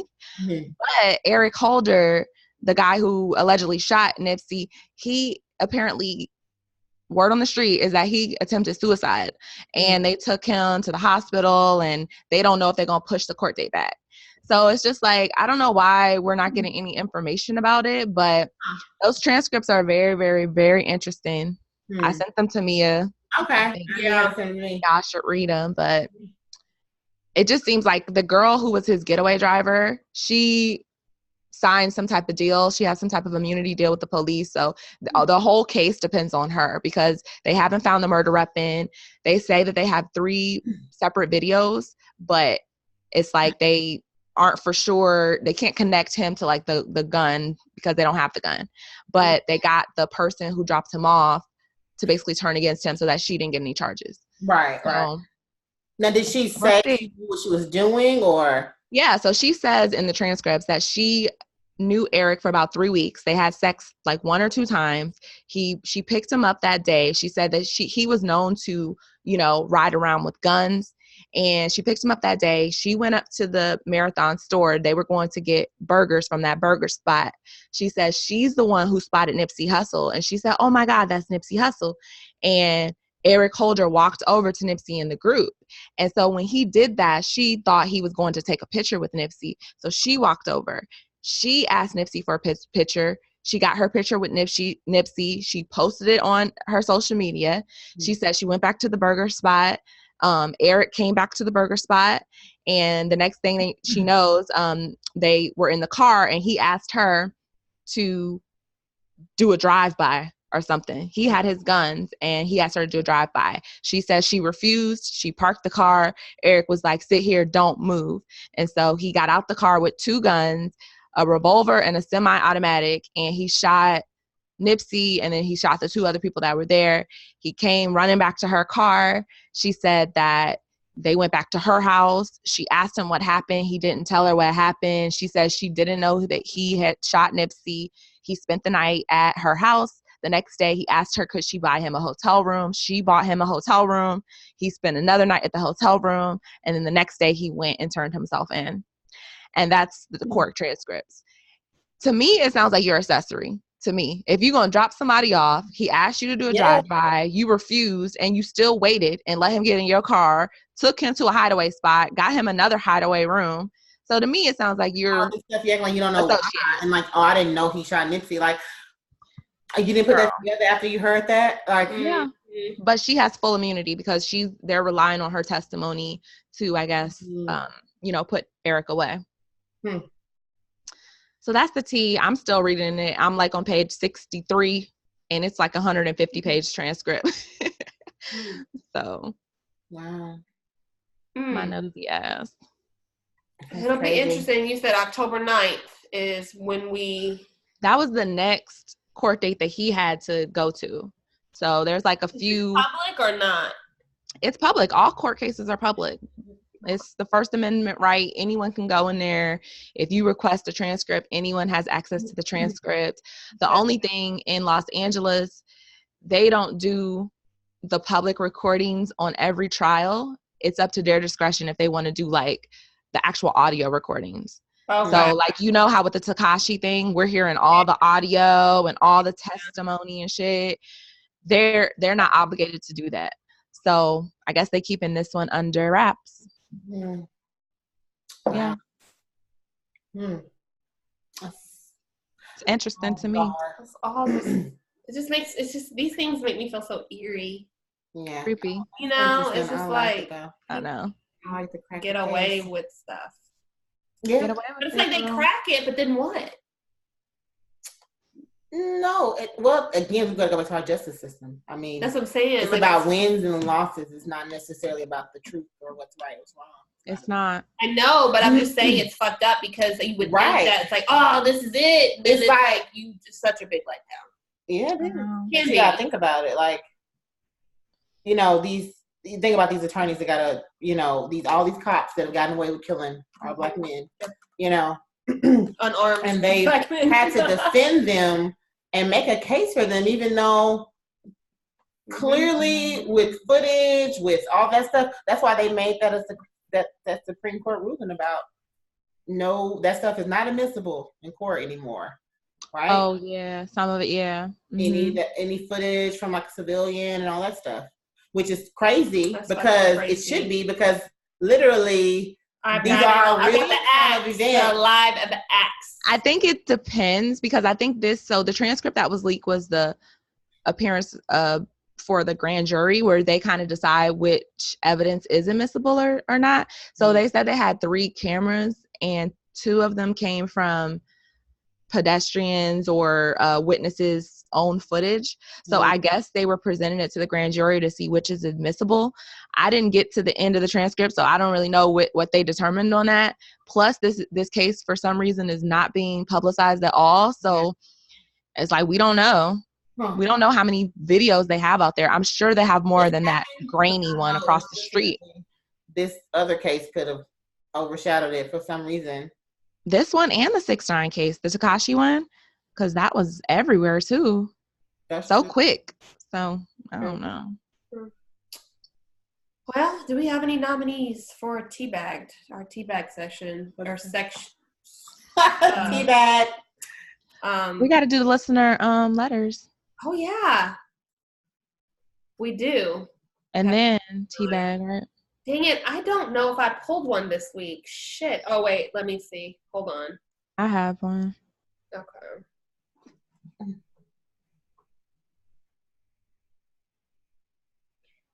Oh, well, we get tons of fan mail. Yes, Mia, gas us up, boo. Tons. I see her right here. Like, we tons of fan mail. We gas us up. Tons. Good letter. Yes. We probably got like 13. Look, 13 is better than 0. Okay, but I got one. It's about friends, and this is perfect because Ashley's here. But do you want to read yours, or go ahead? No, you can go first. Okay. Yeah. So it says, I need guidance. I have this group of friends, and one of them would continually taunt me and tells me things about my weight, tells me I should eat healthier. She is not in the best shape herself, but she has most recently, over the last year, lost about 20 pounds. My thing is, this new lifestyle just came to her, and she went through her own trials to get there. Why is it that she judges me because I'm still living my life that I choose to live? Let me know what I should do because this is a friend that I really do treasure. Let me start out by saying that people, when they, and this what I'm about to mention has nothing to do with even just weight or whatever. It can be anything where a person is struggling with, or they are now coming into a situation they have not had before. And now they now feel like, oh, I'm now the expert or the guru in this particular said area. So let me tell you what you need to do, because since I did it, this is what you need to do. And this is why you're not going to be able to do it, because you did it up. It's the classic case of that. You know, I would say to yourself first is don't take it personal. You know, that's a hard thing to do. Don't really, truly don't take it personal, especially if she's been a friend for, you know, many, many years. And it's probably coming out of love. It is coming out of love. You know, I always say when it comes to weight too, you know, you never know what a person is dealing with, whether they're small, medium, big, or whatever. Food, eating, it's all mental anyway. And so for me, I had a family member that, I don't know if she was ever small before, but I met her when she was bigger, and she had lost a lot of weight, and she just became this whole new person. I mean, she became a whole new person to her man, to those around her. And for me, I just took it as, one, there's something in her mind psychologically that's like, okay, I've never been this size. So she kind of had this air about her, which, okay, yeah, you look, when you look good, you feel good, whatever. But on the other side of that, you know, I had to distance myself away from that energy because she just literally became a whole new person. It wasn't like a phase, or it wasn't like, you know, let me get used to my new body and let me feel myself for a little bit and then come back down. It was like she just grew up and her head just got bigger and bigger and bigger. And it pushed, it was so big, child, she pushed me on out, or I pushed her out. So, you know, and, you know, you all know who I'm talking about. Like for me, I mean, I've been in 2 different bodies. Some people I get it who've never experienced. It's a mental piece that goes along with that. That's why with lipo, or not lipo, but those lap band surgeries, those gastro surgery where they shrink your stomach or something. If you're going to get that, and you're going to have your insurance pay for it, insurance makes these people at least lose a certain amount of weight on their own before they're even qualified. Because what happens is, since it is mental, they don't want you to have this surgery thinking, oh, okay, it's fixed. But mentally, you're still stuck in a big body, but you're in a small body and you're doing the same habits. That you see what I'm saying? So I'm only laughing because I now, as I've always been curvy anyways, but as a true plus size person, because I wasn't always, and so now I am, and my mind still thinks about me the old way, you know? Yeah. So you can't tell me shit. You know what I mean? Even though, I mean, of course I get affected by certain things, but yeah, so it's like, I feel like I'm in 2. So that whole 2 different bodies thing is funny, but it's just the opposite for me. Right. I'm not walking around like still like, oh, I'm 600, pounds or whatever. Right. But so would you take offense, like the listener said in the letter? Would you take offense if your friend started to comment on your lifestyle choices? Anybody who, if it hits you and it's something you need to do, I think it's going to offend you anyway. Right. So, but I mean, the whole advice about not taking it personally, and it definitely is coming out of love. So, I think so too. I think it's coming out of love either way. And so, I mean, maybe it's just her delivery. You know what I mean? And it could be because you may not be ready to accept it, and that's okay. you know, just let her know.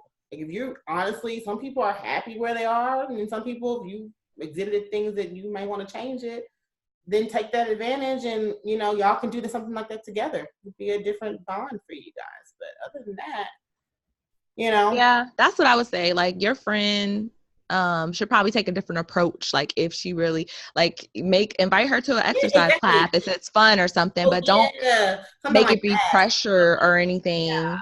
You know, I think the best way to have any influence on anyone is just lead by example. Just live your life, and people will, you know, you'll inspire who you will inspire, but you can't force nobody to adopt your mindset or your lifestyle. So, right. That's great advice. All right. Well, let me get right into my letter. This one be messy. Hers is always messy. I feel like as fuck. Let me just say, I really feel like I should have been a therapist. Lord. Mia, if you don't read this letter, read the letter. I feel like I should be, because if you're going, she just had a therapy session and she's telling her therapist what I told her to do, and it was like, good job. So I think I should be a therapist.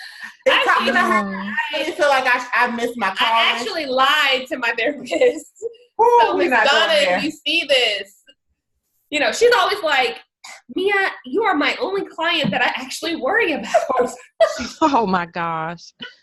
But you the therapist. Watching Dateline 2020 the other night with my daughter, and I just thought about you, and I'm thinking like, Miss Donna, Lord, those people get killed. Like, was I the killer or did they kill me? You know, what's going on? She was like, none of that. She was like, none of it. She's the only one I worry about. So anyway. So because I'm so back and forth with my, you know, and one thing I will say with therapy, I don't even know how it's going. One thing I will say with therapy is, for those that are seeking therapy or have ideas about therapy, therapy really truly only works if you're willing and ready to do the work. Because you can have a pen pal, you can have your mommy, your auntie, your cousin, you can talk about your business all day and every day, but if you're not ready to actually do something about it or make some sort of change, therapy is not there to give you advice in the sense of telling you what you're gonna do or what you should do. They really are there to kind of help you talk through things and help you figure out what you should do. And hold you accountable. So I just have to say that, but don't lie. And don't lie. I had to lie in this situation, though. I had to, because she would have been so disappointed. All right. Too much is going on in my house. Oh, gosh. All right. Let's get into it.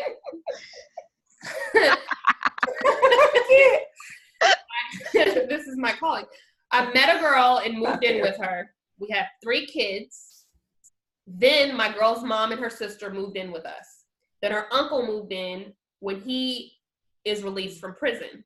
Now we have mother, sister, uncle, and children under one roof. Sure. There are so many people in this house that people are sleeping in the dining room on the floor. There are no house rules or discipline for our children. Since my name isn't on anything at the house, I have no say in what goes on.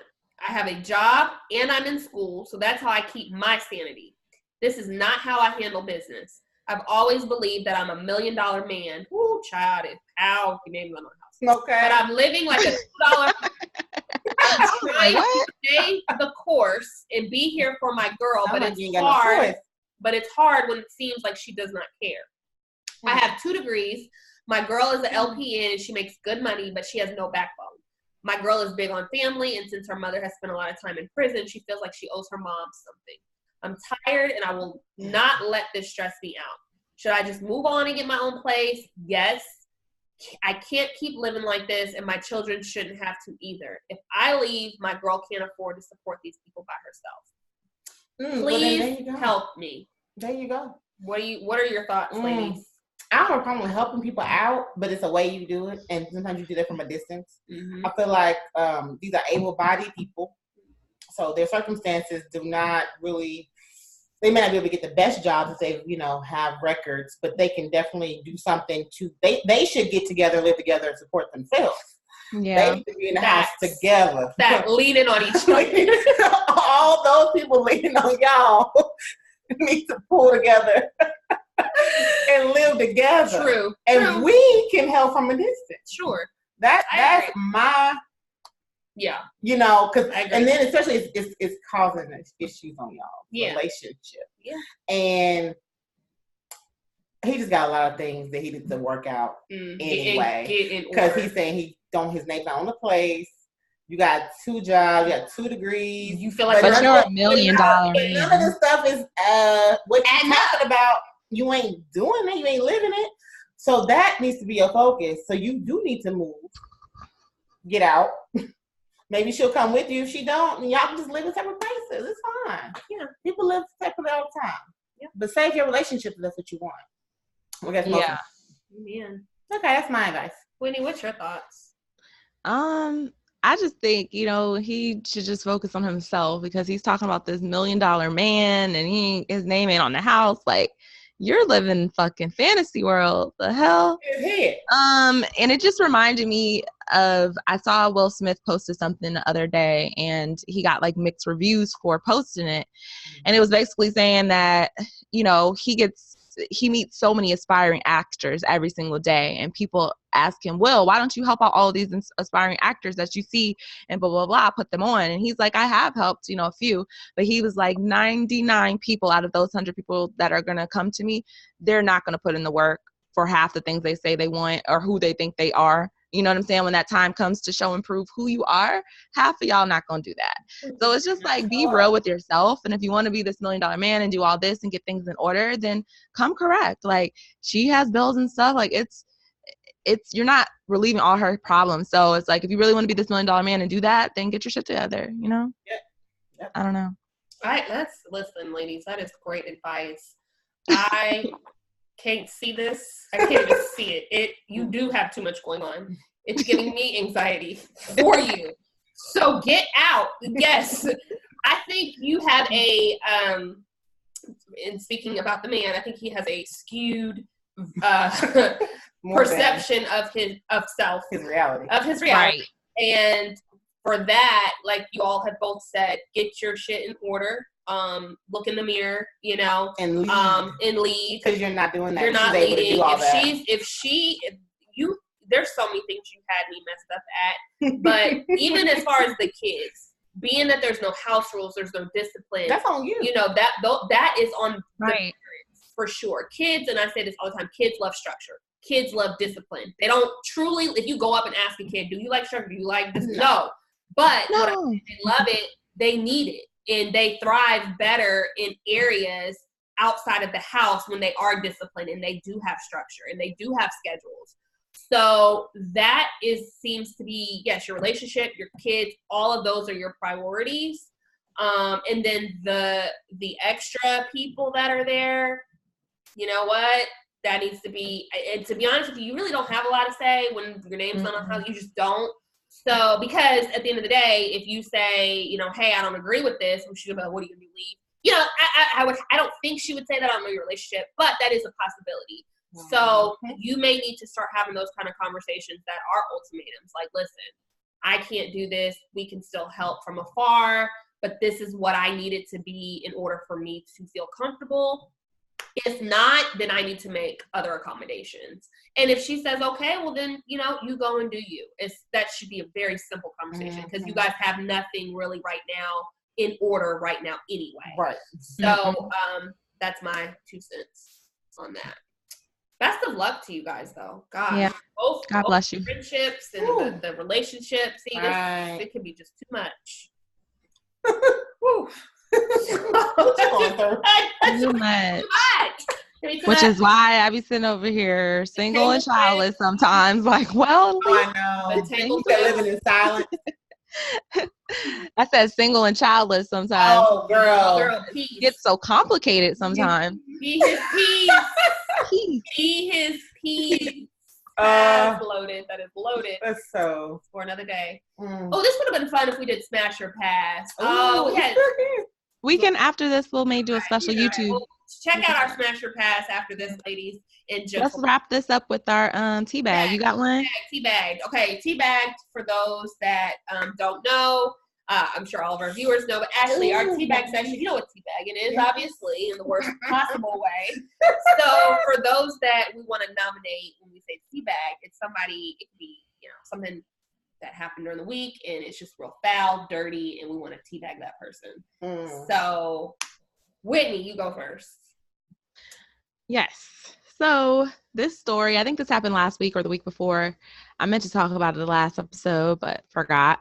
My teabag is going to go to the police department in Florida. All right. A 6-year-old Black little girl was arrested in Florida.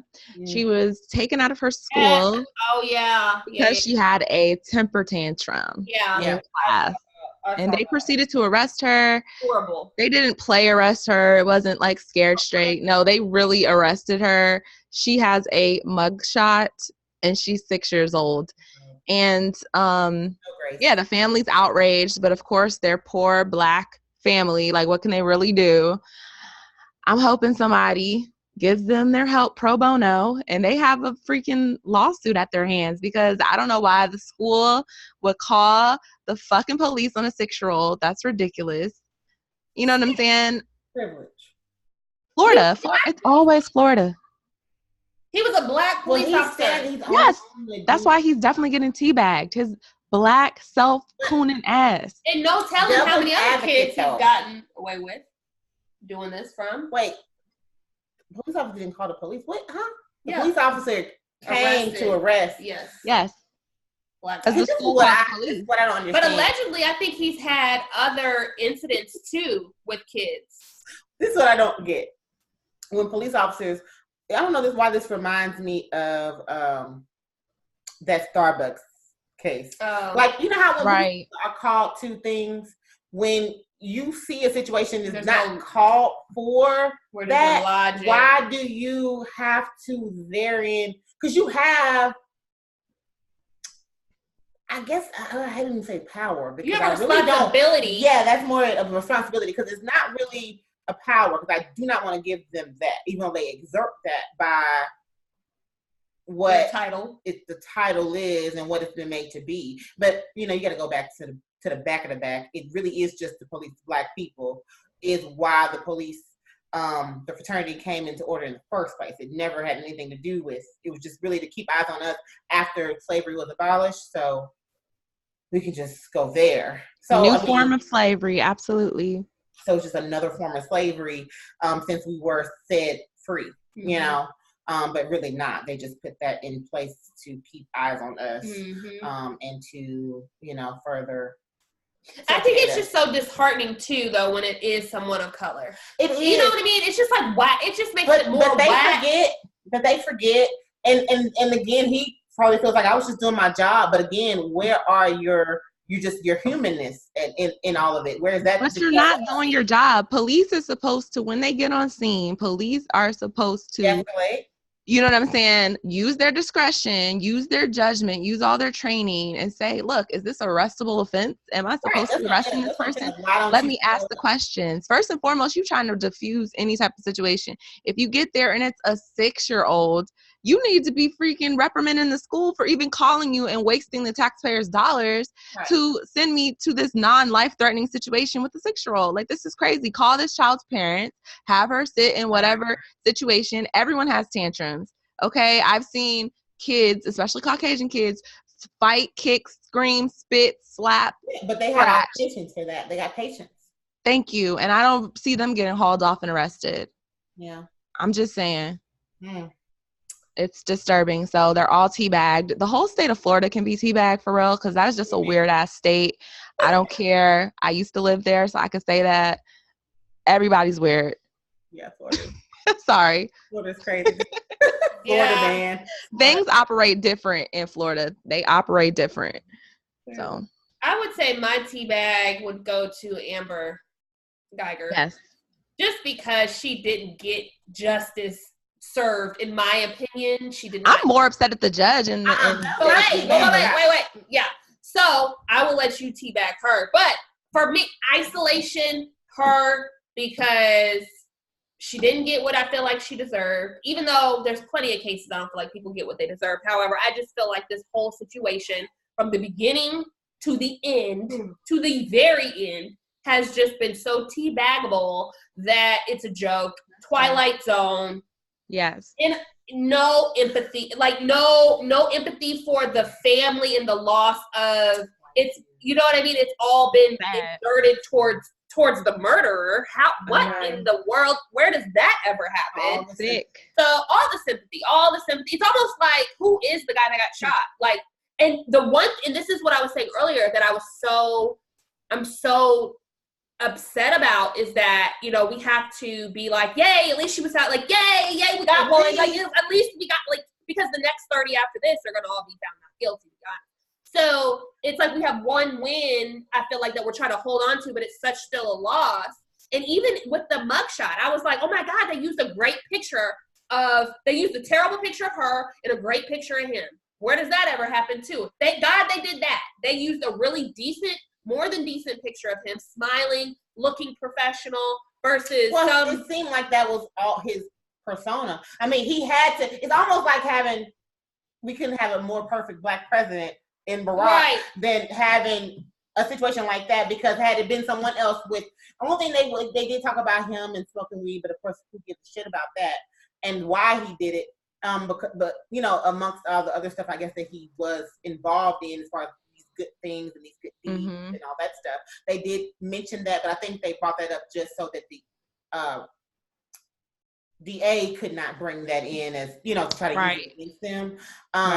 But I mean, at this point, that is nothing, honey. Let the man free his mind or cure whatever he needed, you know.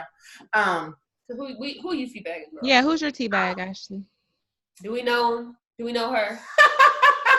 Besides the judge in this case. Thank you. Because how you, as a black woman, gonna sit there and have sympathy for these white tears? Exactly. You said it. And I said earlier before you got here, I was like, I hope that she had the same sympathy for all the young black people she done thrown away in the slammer for decades. Slammed that gavel down and thought it was just fine, and then went on about her day. That part. You know, I'm pretty sure that's probably what happened. So it's just very interesting how I feel like I'm in this very black mode, you know, where I'm just like, you know, just all this, some people just don't know how to function, you know, outside of whiteness, you know what I mean? Mm-hmm. So she felt the empathy for it, because she probably felt some sort of, I don't know, obligation to her to do better by her. Just, you know, you know what I'm trying to say? I feel what you're saying. It just, to me, this is just, I'm itching corruption. I just feel like this whole thing is corruption. And then what I don't understand, checks slid in. They gave her a good charge, but she got a charge that carried the same sentence as something like maybe even a manslaughter, you know, or something to that nature. Yeah, less than selling drugs. People who sell drugs get way more time. Yeah. And that's a non-life threat. Like, what the hell? You taking away lives? Well, like 10 years, and you're probably going to end up doing like 7, you know? I said 5. We're lucky if she survived. We say 5, but I mean, you got to figure out, like, at what percent. Is it at 100%?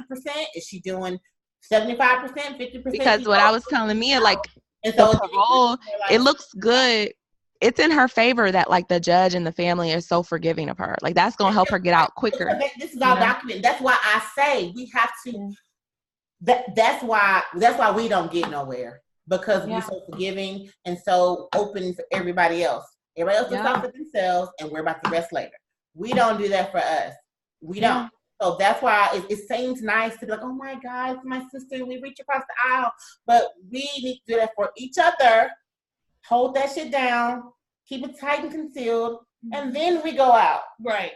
But we have so many different issues, the gay issue, the LGBTQIA, EFG, and then we go on, and then, you know, the rest of that is like, we have so many different dividends in the pot. We can't, I mean, what do we do? Right. You know, we just have to focus on the whole, the one thing is that we all is black. Right. If that's what you identify as, regardless of whatever else you are. You want to identify as he, them, it, she, what, you know? So that's my thing. And that's where that was a failure to me. And I get that they may feel like, you know, that it's nice to be able to exercise empathy for her. But at the same time, you lost a man. He was 26 years old.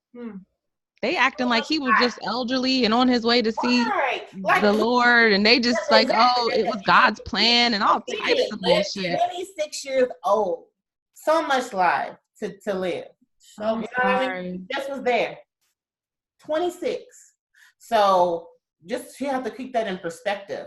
Like, they're not gonna ever reap the seeds from him, his children, if he were to have them, or anything like that. And she just, it's like she just, to me, just gets away. Because at the end of the day, got away, girl. She has she's punished in a system that looks out for her regardless.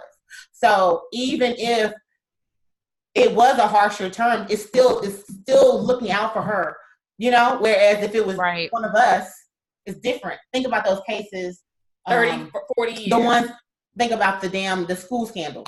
Yep. And then you think about the other school scandals, or the moms who were just giving their kids using different addresses in a different, neighborhood, and got sentenced years, and they charged the woman for her getting shot because she was pregnant, and they charged her for the murder, and she's like, I got shot. And these people got a whole federal case and get 14 days, and the fine they paid, they should be paying back the same amount of money that they paid to that man, and all that stuff. But that's not what's happening. So again, the system is not for us. So it's like we keep going to that system wanting all this help, and you need your own. But whenever we get there. Yeah. Well, thank you for that tea bag, because I was, torn. And I'm glad you got them for me. So some more nasty shit happening. Booty goons. Right, booty goons. Booty goons need to get fucked and then booty her ass in the face. I don't know. Something. Parental advisory. Sorry. Podcast. Hide your kids. This is not hide your kids.